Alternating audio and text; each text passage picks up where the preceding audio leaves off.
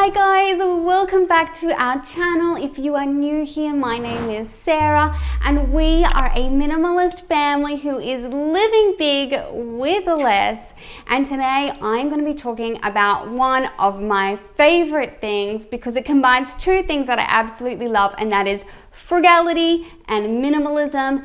How minimalism is so well linked to frugality, how to make it work, why it works so well, and ways that it can save you money time after time. So if you are looking to save money or declutter, or you just want the double whammy of the benefits of both, this video is for you.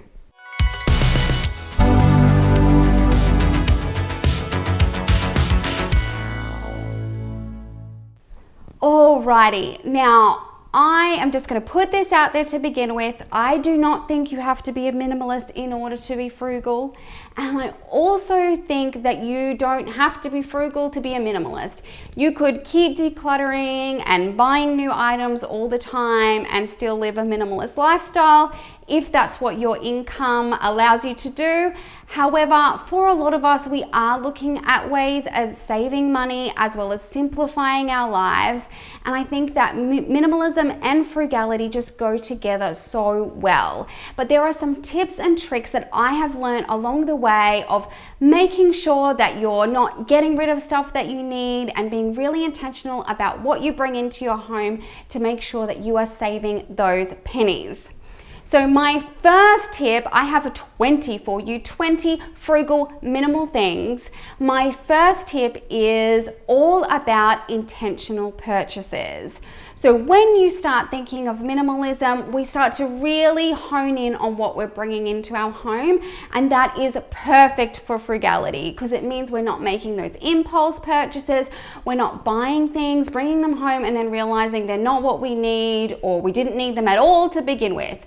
So when you commit yourself to being really intentional about what you bring in your home and knowing that it is something that's you're going to love you or serve you really well, that is what's going to last you for the long term, and it's also going to save you money because you're not purchasing things on a whim. You've had time to think about it, you've had time to research it, and you know it's the right thing for you. Number two, and I have talked about this before, is use what you have. This is, to me, one of the most underrated parts of minimalism, is just using up what you've already bought or using things to their full potential. So many times I hear people say, oh yeah, I've got this streaming service, but I don't watch it. So if that's you, either use it, don't go out and buy a movie or rent a movie, go and have a look what's there first. Use up all of those toiletries and makeup before you buy something else. Search your pantry before you go grocery shopping and start using up all of those things. Using up your clothes till they cannot be worn anymore, coming up with new outfits, all of those things. Using what you have is such a wonderful way to save money, because if you've already got something, you're not purchasing it when you go out. You don't need something new. It's good for you, it's good for the environment, and it's very good for your wallet.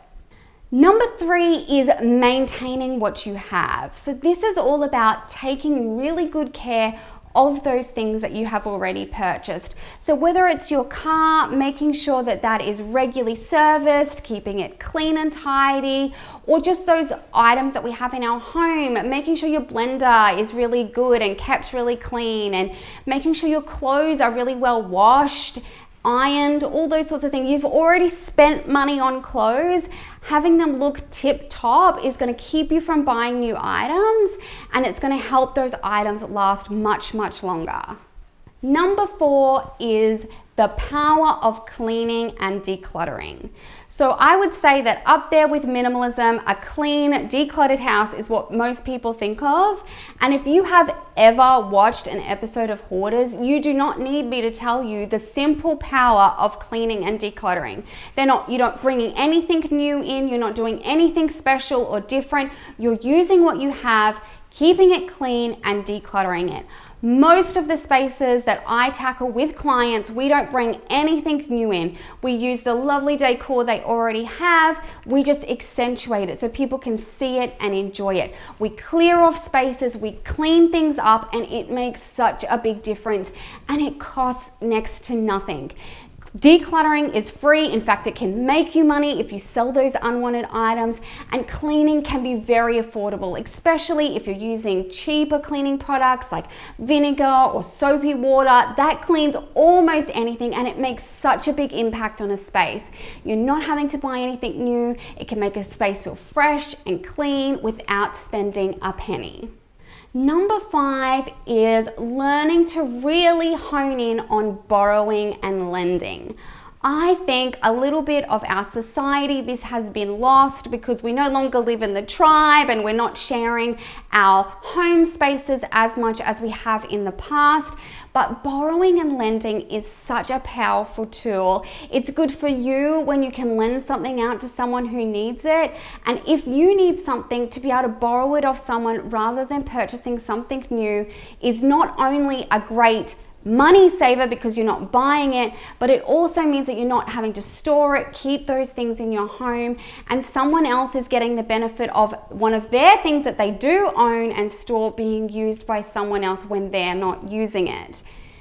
I would also like to just point out that borrowing lending doesn't always have to just be about a physical item. It can also be about your skills, whether it's me coming over and helping you organize a space, or you coming over and teaching me how to cook something, because we all know that cooking is not my forte. We all have wonderful gifts, and the more we can share that within our communities is going to make us, one, so much more fruitful in our labors, but also it's going to save us money because we're not going out and purchasing new things or going out and paying someone else to do something we could do for ourselves, but we're borrowing, lending, trading, bartering those things we already have, whether they're a physical item or a skill that we already have. Number 6 is simplicity is frugal. So if you are going towards minimalism because you want a simpler life, that you crave getting off this consumerism bandwagon, I hear you. And it is in essence so frugal. When you start to simplify your life, I find it just runs into all areas that you have in your life. So things like clean eating. We have bought into this idea that you need to have this amazing diet that changes recipes every single week, and that you can't eat the same meal twice. That is just really not what we have ever seen in any other period of history. Our bodies are designed to eat whatever is in season, and they're designed to eat similar items. If you look over any sorts of culture, that they eat similar items throughout the different seasons. And so if you are finding that you've got things in your cupboard that you're only using once, simplifying that down is going to make it so much easier and cheaper, because you're not buying ingredients for that one-off recipe. You're using recipes that you know you love, that your family love, and there's less waste, therefore saving you more money. Another area that you can really simplify your life and save you money is with clothing. If you buy items that you can mix and match with a lot of different things that you already have in your wardrobe, one, you're going to extend all the different outfits you can make, which means you need less items in your wardrobe, but it also means that you're purchasing less items. You're getting more outfits from less items, saving you money.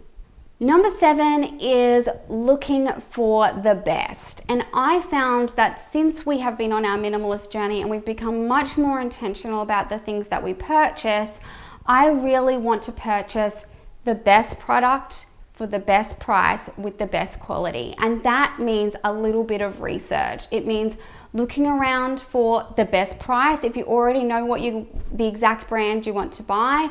It means looking at reviews on different things. I wish I could tell you that if you bought the most expensive of anything, that it was going to be the best. However, that's just simply not the case. A lot of times there is a mid-range option that is just as good as the high-end option, and it's going to do everything you need without that high-end price tag. There are some other things. For example, my Dyson vacuum. personally think that they are the best on the market, and yes, I paid the high price tag for it, but I shopped around and I found the best possible price on that item. I bought the new Dyson had already come out when I bought mine, so I bought the last series, which meant it was cheaper again, but I knew I was still getting that quality. I was going to get a product that was going to last me a long time, because ultimately, whether you're going to purchase one product that costs, say, $400 or 4 $100 vacuums, but then you're not getting that quality over that time. So looking for the best price, the best quality for the best product is an absolute money saver in the long run, even if it means paying a little bit more to begin with. Now that we have the invaluable tool of the internet, reviews are easily available, and so you can go on, check it out, and find whatever is going to work best for you. Number 8 is enjoying simple pleasures. Now, I think in today's fast-paced world, in a world where Instagram and Facebook and YouTube are throwing advertising at us all the time, that sometimes things get lost in that. And simple pleasures are one thing that I have really tried to slow down, help my kids to appreciate, pointing out those simple pleasures, but also reminding myself of how much I love something. So whether that's getting up early and watching a sunset, feeling a cool breeze on your face, having a quiet cup of tea in the early morning when it's still quiet and cool, whether it's cozy up by the fire, if it's cold where you're living right now, all of those things cost almost nothing, and they just bring us such pleasure. Whether it's having friends over, but if we are too busy to stop and acknowledge that these things are really beautiful and that they bring us joy, they can pass by and the moment will be gone. So for example, one thing that I have tried to do is just slow down those busy times of our day so that we do have time to look at a cool flower or take our time walking into school, so that we can enjoy those moments and they don't pass us by. And best of all, they are absolutely free. And the thing that comes with this sense of gratitude as we start to notice those things, is that we're much less likely to keep chasing other things to give us those feelings of joy, purchasing new items or having to go out all the time, because we're noticing all those beautiful moments that already exist within our day. Number 9 is challenge yourself. Now, I know not everyone is competitive. I wouldn't classify myself as a competitive person, but I do find that if I set myself a challenge, that I'm much more likely to do it. So whether it's a low spend month or if it's just a commitment to using up what you already have before you buy new ones, a pantry challenge where you try and eat down some of those things that have been forgotten in your pantry, a commitment to reducing waste in your home, all of those things just spur you on a little bit more. Finding free activities for your kids, setting a low budget and making things come into it is wonderful, especially if you get your kids involved. If you say, hey guys, let's have an awesome day for less than 20 bucks, you will find that that discontentment of not having the biggest and the best slips away, because you're enjoying the challenge of making it awesome on a small budget. Number 10 is secondhand is a win-win-win. It's a win for you because you save money. It's a win for the person that has been able to donate it instead of it going into the trash. And it's a win for the environment because those things are not being discarded, they're being used again.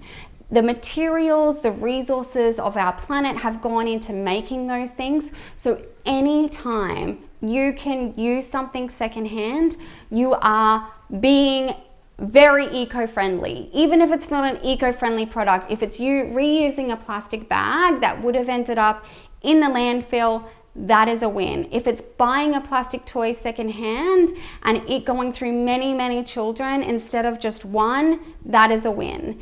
And it's so much cheaper to buy secondhand. And I find that you can buy almost near new items secondhand. I would say most of our clothing is secondhand. It has come from a secondhand store. I know really well the types of items I like to buy secondhand.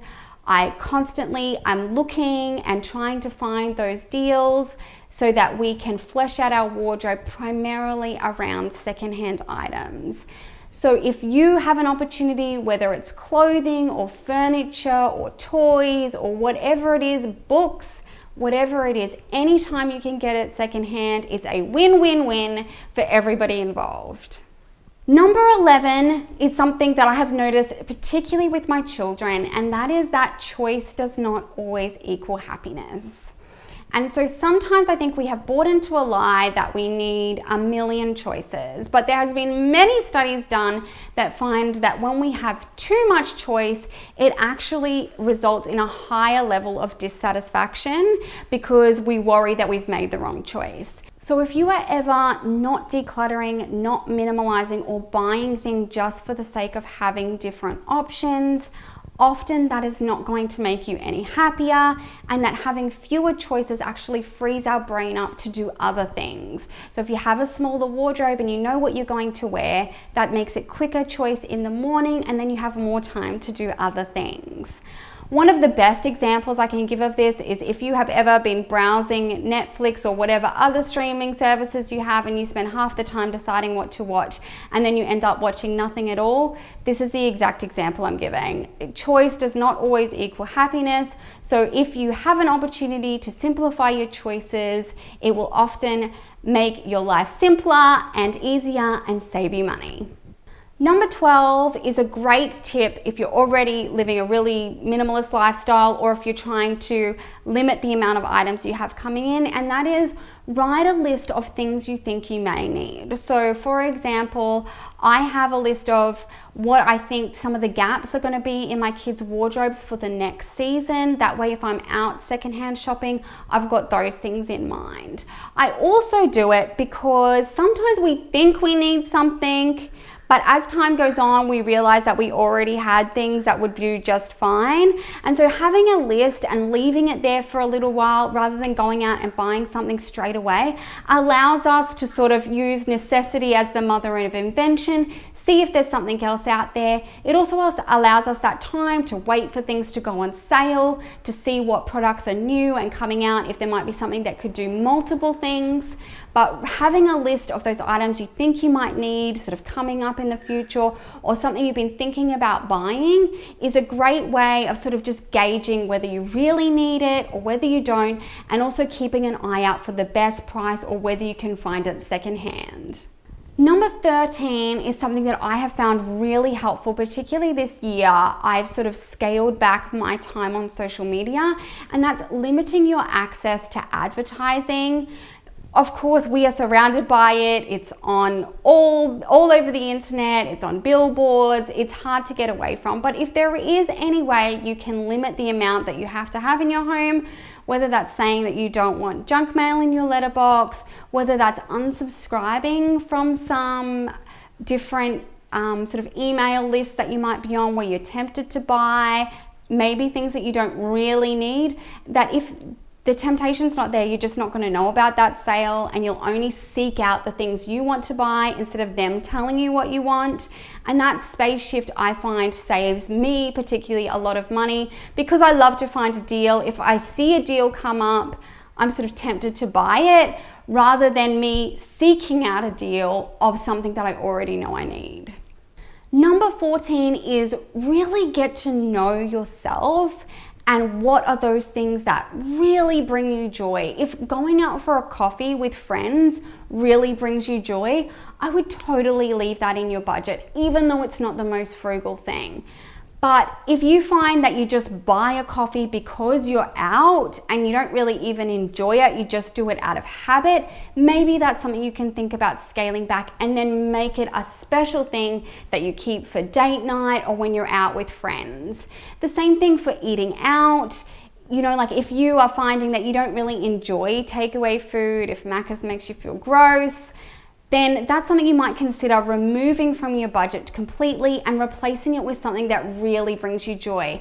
Maybe that's buying a higher brand at the grocery store or a convenience item at the grocery store that you really enjoy, that saves you time on a busy night, but makes you feel better and is cheaper than what you would get from the takeaway store. So all those little things about really thinking to yourself, is this something that brings me joy, or am I just doing it out of bad planning, habit, all those sorts of things? It can really help to reframe where you decide you're going to spend that money. Another thing about knowing yourself is knowing your style, what looks best on you, and that way you're not going to fall trap to just whatever is on trend this season. If something's on trend that you love, amazing, grab it, but don't just buy it because it's on trend. And when you really start to know yourself, it won't matter so much what's on trend, because you know, hey, florals don't really work for me, but you know, strong colors or pastel colors really do work. And so whatever the trend is that season, you're still going to look for those things that are your style. Another thing is knowing what your family like to eat. If you have kids like mine, they are really simple and they like simple food. And when I try and do like the crazy things in their lunchbox, and they would actually just prefer the peanut butter sandwich. So rather than going and spending our money there, I'm going to save that money for the things that do bring us joy, and they're going to be just as happy with that peanut butter sandwich. Number 15 is flip fear on its head. Because I think a lot of the reason people don't want to go minimal, or they don't want to be really frugal or step out of that comfort zone with frugality, is because of fear. And if you can flip fear on its head, you will see that a lot of the time what your head is telling you is not even true. So I used to be really worried about having people over for dinner because I'm not a very good cook and I can just sort of cook really simple things.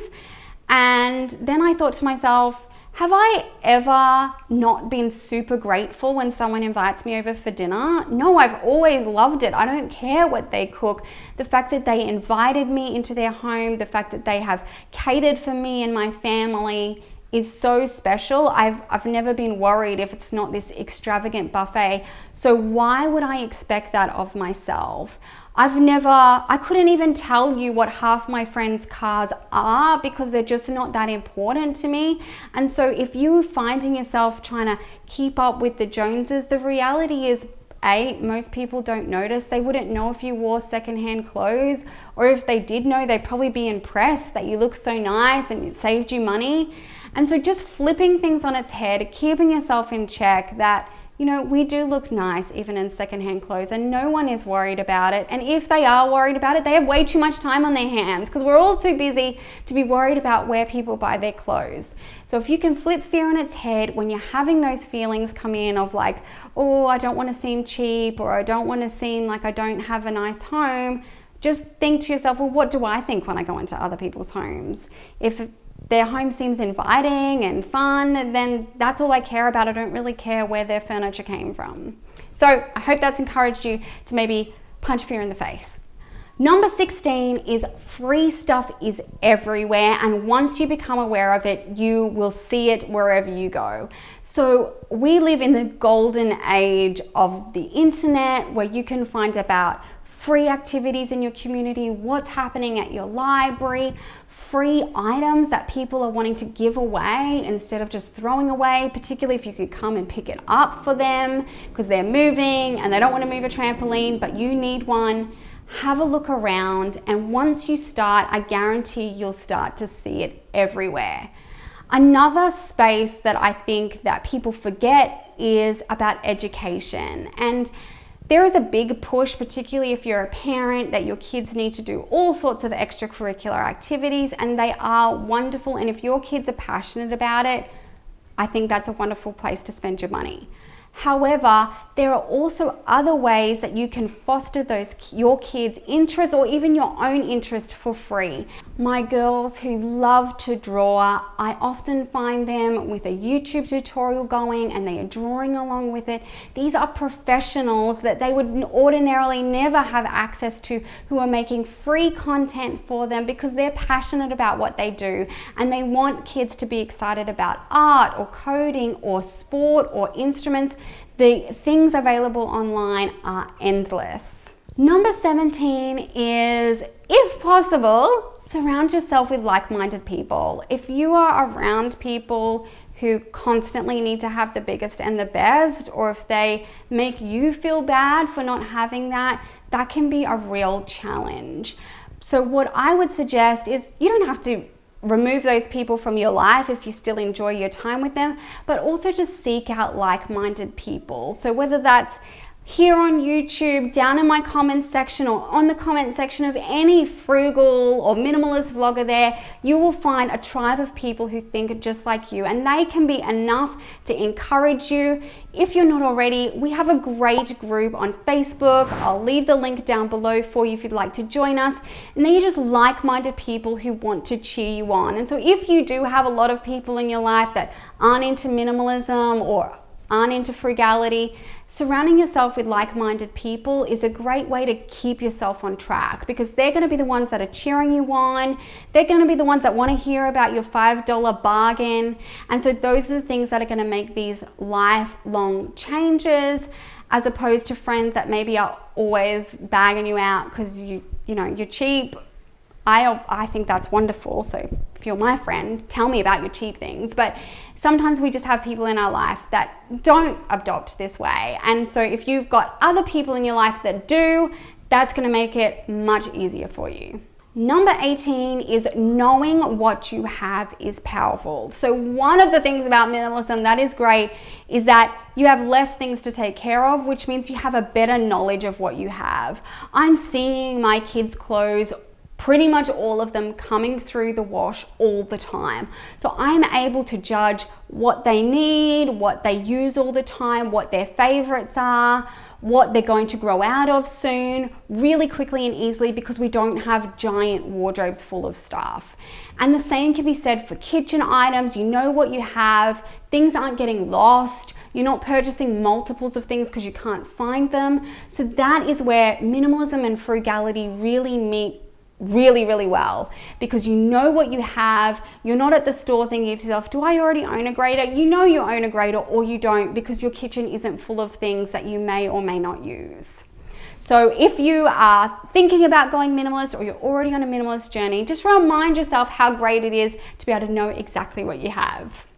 Number 19 is been particularly good during this season of pandemic, and that is learning to love being at home and making your home somewhere you love to be.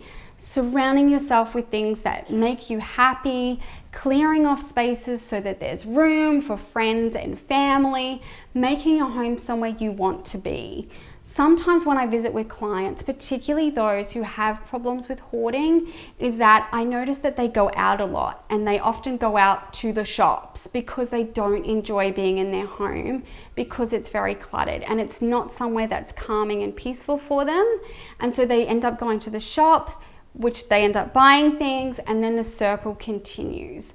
So as we make our homes a place we love and enjoy, and if you love books and you want to be surrounded by books, do it, because then that's going to make your home somewhere you want to be. And it's cheap to stay home. It's cheap to watch movies you already own. It's cheap to use things you've already bought, to have a coffee in the morning, to sit and enjoy each other, to have a home that you love to invite people to. It's so much cheaper to have people over than it is to go out to eat or go out for a coffee. I can make a coffee for like 10 cents for me and like 5 friends, whereas it would cost us like $30 if we all went out for coffee. So making your home somewhere you love to be, even if it's simple, even if it's not perfect, if it's somewhere you love, that's the most important thing. You're gonna love it, it's gonna keep you peaceful, and it's gonna save you money. Number 20 is my last tip around frugal minimalism, and that is, whenever you go online, search based on what you have. So for example, if you're wanting to start a new hobby or pick up an old hobby, choose a project with things that you already have. If you want to try a new recipe, go and look what you have in your cupboard, type that into Google, with recipe at the end, and I guarantee you someone somewhere in the world has an amazing recipe using chickpeas and green lentils and chili powder if that's what you have in your pantry. And then you're going to just buy maybe the 1 or 2 items that you don't have. Often when I do this, I already have all the things, or there's things I can easily substitute to suit my family. And not only is that using up items in my pantry, it's keeping me out of the shops and saving me money. And so by searching based on what you have, instead of just general searches of new recipes or vegan recipes in my case, that might have 20 ingredients that I don't have, or no items that I could do a project with. I often do this with kids' craft. I'll have a look through our craft box and see what we have. We've got lots of, for example, colored cardboard. I'll look up colored cardboard craft instead of just preschool craft. And then I'm going to find crafts that will suit my kids that I already have most of the things for here at home. And that saves me money because it means I'm not going out to the shops. It means I'm using what I have, and I'm also fulfilling a need. I'm teaching my kids new skills. We're using up what we have. We're not purchasing new things, and we're saving money. So guys, I hope that this has inspired you to get thinking about being frugal, and that everything, we don't have to change ourselves all in one day. Rome wasn't built in a day, but any change you make, anytime you say come over for a coffee instead of going out and buying one, anytime you stay home instead of going out, you use something you have, that saves you money. That's a win. Let me know down in the comments, what are your favorite things to do? Let me know a win you had this week so we can celebrate with you. Because every time you think to yourself and you make a conscious decision to celebrate that frugal win, that's going to help you stay on track, keep saving money, and keep feeling good about the decisions you're making. If you are new, guys, please hit that subscribe button. It'll let you know when I have new videos out. It's absolutely free to get my content here on YouTube. Here are some other videos I think you might like around these topics, and I will catch you guys in the next one.